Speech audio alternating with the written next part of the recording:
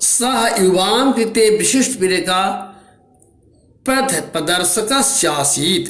सह माने वे, युवाम कृते माने युवाओं के लिए विशेष अभिप्रेरक और पथ प्रदर्शक थे। भारतीय स्वतंत्रता संग्रामे अपि तस्य ऊर्जस्वलानि भाषणानि स्वाधीनता सैनिकानां कृते प्रेरणास्पदानि।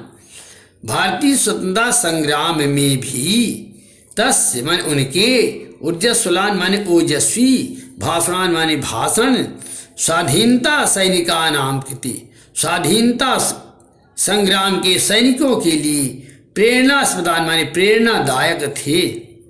भारतीय स्वतंत्रता संग्राम में भी उनके ओजस्वी भाषण स्वाधीनता संग्राम के सैनिकों के लिए प्रेरणादायक थे। उत्तिष्ठत जागत प्राप्त वरान्य बोध है। उत्तिष्ठ उठो, जागत माने जागो, प्राप्त माने प्राप्त करो, वरान्य बोध है माने उठो जागो और श्रेष्ठ बनो, महान बनो। इत उपनिषद ध्येय वाक्यम साजीवने धार्यत। इस प्रकार का उपनिषद का ध्येय वाक्य उन्होंने जीवने धारण माने अपने जीवन में धारण किया। उठो, जागो और महान बनो, श्रेष्ठ बनो। यह उपनिषद का ध्येय वाक्य उन्होंने जीवन में धारण किया।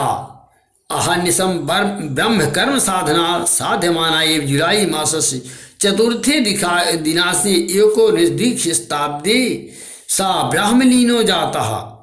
अहर्निशम ब्रह्म कर्म साधना साध्यमाना, दिन रात ब्रह्म कर्म साधना यानी ईश्वर की साधना में साध्यमाना माने लगे हुए जुलाई माह की 4 तारीख को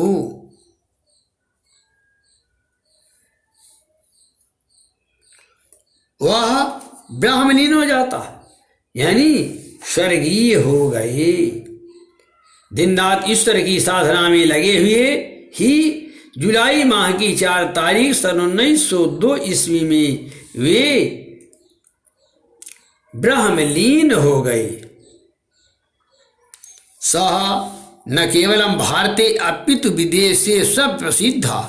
सह वे न केवलम केवल भारते न अपि भारत में ही नहीं अपित बल्कि विदेशों में भी प्रसिद्धा माने प्रसिद्ध थे।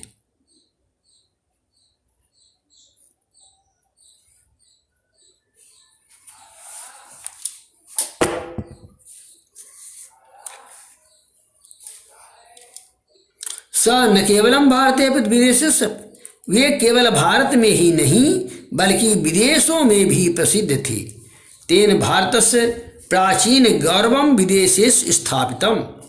उनके द्वारा भारत के प्राचीन गौरव को विदेशेष मान विदेशों में स्थापित किया गया। उनके द्वारा भारत के प्राचीन गौरव को विदेशों में स्थापित किया गया। रवीन्द्रनाथ टैगोर कथयति।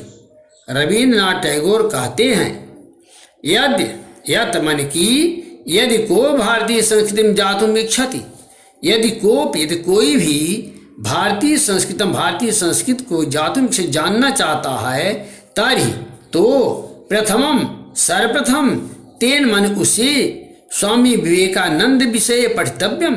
स्वामी विवेकानंद के विषय में पढ़ना चाहिए। रवीन्द्रनाथ टैगोर कहते हैं, यदि कोई भी भारतीय संस्कृत को जानना चाहता है तो उसे सर्वप्रथम स्वामी विवेकानंद के विषय में पढ़ना चाहिए। इति पाठः।